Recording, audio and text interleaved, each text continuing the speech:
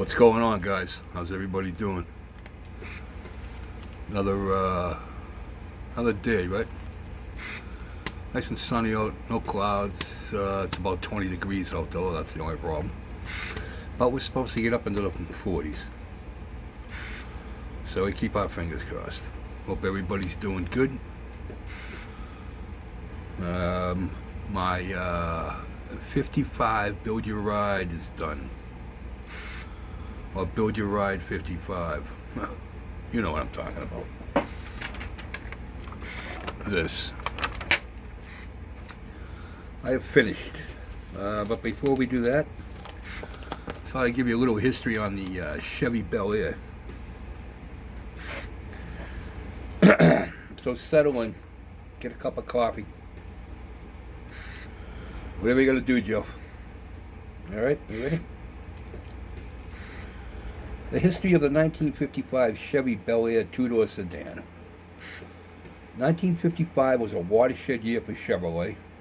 Just 2 short years before, the new and vibrant Chevy management made a decision that was to change the history of not just GM, but of the American car industry as a whole. This decision was to turn Chevrolet around from what it had been for many years, a builder of conservative, solid, but not too inspiring automobiles. Even though Chevrolets had outsold Fords, many years Ford had a youth image based on the flathead V8.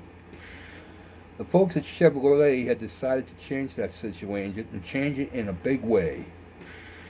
Gathering the best engineers and designers from some of the other GM divisions, the first order of the day was a new engine. This engine was a lightweight V8 with overhead valves and a modern short-stroke design, much more advanced than Ford's old venerable flathead. The Turbofire, as it was named, V8 came in 2 versions, 162 horsepower and 180 horsepower. It displaced 265 cubic inches and had an 8-to-1 compression ratio. The standard V8 had a 2-barrel carburetor, while the optional V8 sported a 4-barrel. Not only was the engine new, but the whole car was new, right from the ground up. The ride, steering, and styling were all modern, and were the result of fresh thinking at Chevrolet and GM. Gone was the holdover look of the 40s, the vague suspension, and at best medium performance. Chevrolet was no longer a dad's car, although many dads took a real shine to the hot new 55 Chevy. The classic clean grille had just a hint of European style to it. The body had excellent proportions, very nicely broken up by chrome trim, a slight hip dip at the window belt line, and a variety of 2-tone color combinations. The interiors were open and fresh, and the good looks were backed up by sparkling performance. The new car's look, which promised performance, delivered. It also delivered Chevrolet increased sales at 1,830,038 55 Chevys rolled out of dealer showrooms that year. Coincidentally, 1955 saw the 50 million Chevrolet made, and it was also the Indianapolis pace car that year. Chevrolet was definitely on a roll. And they weren't shy about touting racing success. The new Chevrolet won its class at Daytona Beach and won many NASCAR events. Drag racing saw a new champion too, as the high-winding V8 took many a trophy home. The 55 Chevy is now a legend and valuable collector's car at the same time. Beautiful contemporary street rods, polished restorations, and old family cars simply well kept are all part of the 55 Chevy legend. The benchmark car in Chevrolet's, General Motors, and America's history. So, here we are. Problems with the kit. Well, the big fat tires in the back won't fit if you don't shave the springs and interior of the fenders down. Thanks to Monty Davis for that heads up.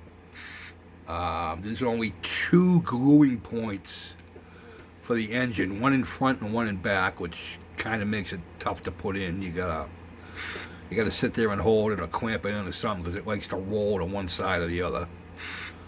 What else did I have? Oh, the The directions tell you to put the body into the interior into the body. Well, that's virtually impossible as far as I was concerned.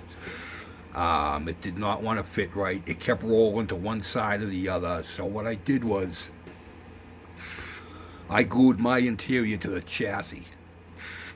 That way there when I put it can't move, and that way there when I put the car body on, it fit perfect.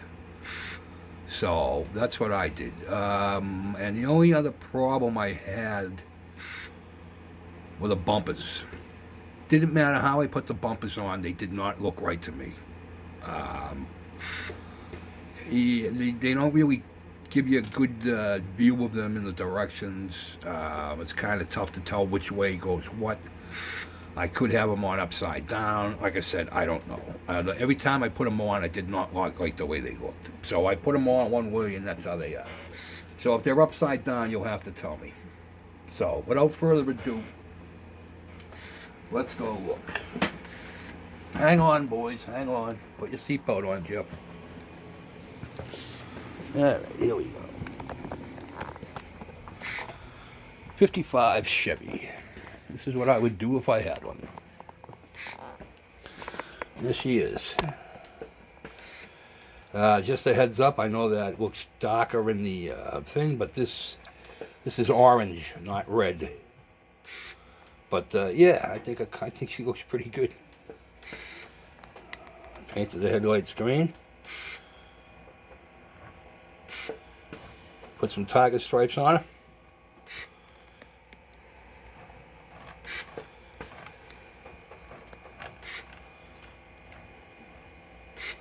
Got all the medallions all painted up. Yes. I don't know, like I said, the bumpers, I think I got them on upside down, but they look crappy no matter how I put them on, so that's how they are. That's how they are. You guys saw the interior.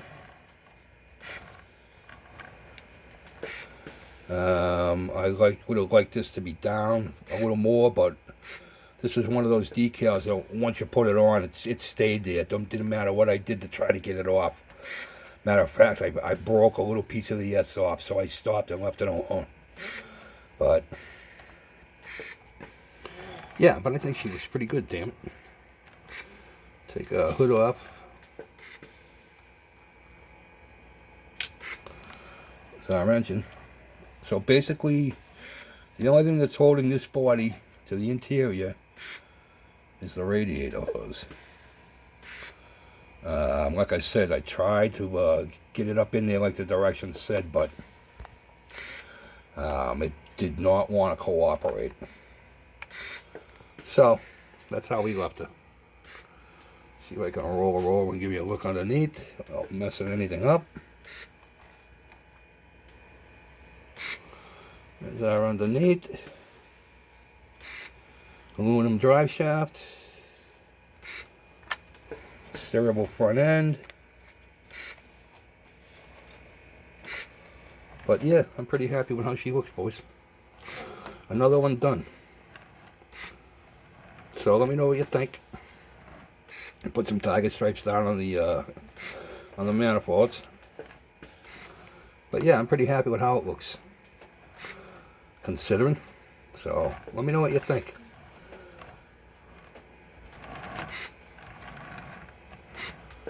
Yeah, it was fun build, and there's some awful cool cars out there that people are doing. So we're definitely going to keep our eye out. But there it is. We're out. So you most likely will be getting another video from me today on the dedication of my old man build. I got a little work done on it, but well, we'll talk about that in the next video. All right, guys. Enjoy your day. Yeah, under 10 minutes, Jeff. Have a good one, boys. Peace out.